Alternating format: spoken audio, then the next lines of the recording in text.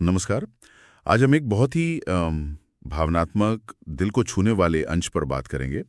शीर्षक है नाकामी के बावजूद डटे रहना। हाँ, और ये शोध जो है ये एक तरह से सिनेमाई अंदाज में एक प्रतियोगी परीक्षा के एस्पिरेंट की कहानी कहता है। मतलब बार बार असफल होने पर भी जो लगा रहता है उसकी कहानी। बिल्कुल। और भाषा भी इसकी दिलचस्प है। हिंदी है पर उसमें थोड़ी अंग्रेजी मिली हुई है, जो आजकल तैयारी करने वाले माहौल को मुझे लगता है सही दर्शाती है। हाँ, वो इंग्लिश वाला फील है। हाँ, इसमें एक लड़के के सफर की कच्ची भावनाएं हैं।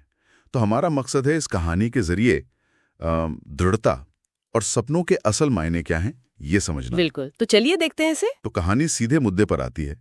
एक लड़का है जिसने, जैसा कि लिखा है, 4 अटेम्प्ट्स दिए। 4 बार। 4 बार। और हाँ। हर बार एक उम्मीद कि शायद इस बार हो जाए। हाँ, वही उम्मीद। लेकिन फिर नतीजा क्या हुआ? नतीजा जैसे कि स्रोत बताता है, वो काफी दिल तोड़ने वाला रहा। कभी प्रीलिम्स में यानी पहली स्टेज में सिर्फ 1 नंबर से रह गया। उफ, बस 1 नंबर से? हाँ। और कभी मेंस की यानी मुख्य परीक्षा की फाइनल लिस्ट से बाहर हो गया। ये जो करीब आकर छूकना होता है ना, हाँ हाँ, ये अक्सर पूरी तरह फेल होने से ज्यादा चुभता है ना? बिल्कुल। क्योंकि उम्मीद इतनी ज्यादा बढ़ जाती है। और फिर भी इसी निराशा के बावजूद एक बात जो ध्यान खींचती है कि मॉक टेस्ट में फेल होने पर भी उसने हिम्मत नहीं हारी। सही बात है।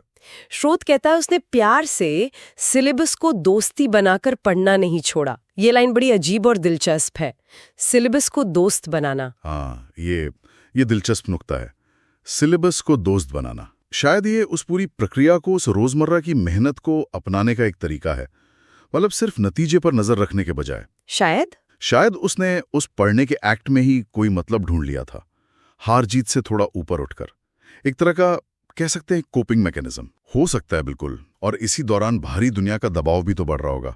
स्रोत जिक्र करता है कि दोस्त शादियां कर रहे थे, नौकरी ज्वाइन कर रहे थे। हाँ। और इसकी तुलना में उसने क्या ज्वाइन किया? सिर्फ लाइब्रेरी। बिल्कुल।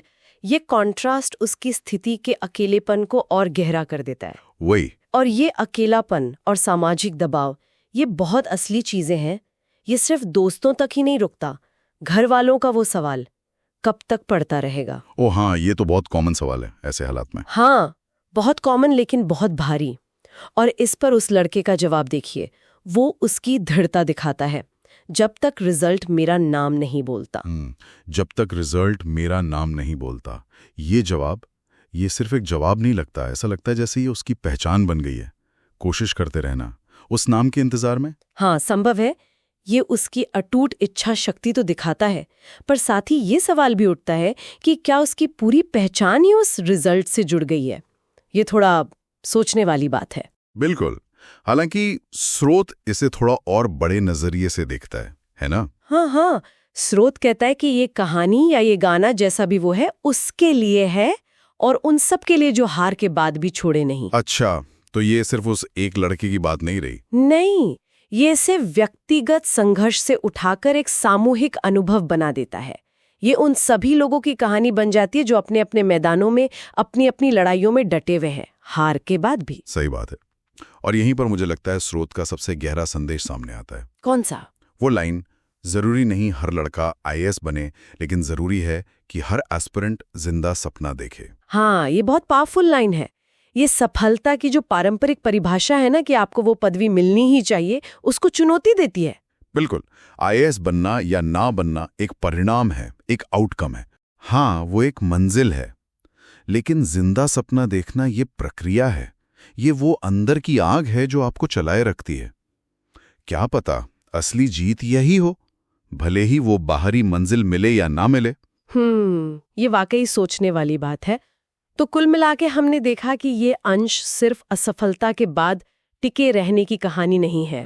नहीं, उससे कहीं ज्यादा है। ये सामाजिक दबावों के बीच नतीजों के इस अनिश्चित खेल में अपने अंदर के सपने को जिंदा रखने की जद्दोजहद है। और भाषा का जो कच्चापन है, जो सादगी है, हाँ, वो सीधे दिल तक पहुंचती है। हाँ, बिल्कुल। और ये सब बातें हमें एक अहम सवाल पर लाकर छोड़ देती हैं मेरे ख्याल से। क्या सवाल? यही कि जब सारी दुनिया, समाज, परिवार सब नतीजों पर, उपलब्धियों पर फोकस करते हैं, तब कोई व्यक्ति अपने अंदर उस सपने की लौ को, उस विश्वास को कैसे जलाए रखता है, खासकर तब जब कामयाबी बहुत दूर दिख रही हो। वो अंदरूनी संतुलन बनाए रखने की कीमत क्या है और उसका तरीका क्या है। इस पर विचार करना शायद अपने आप में एक अलग सफर है।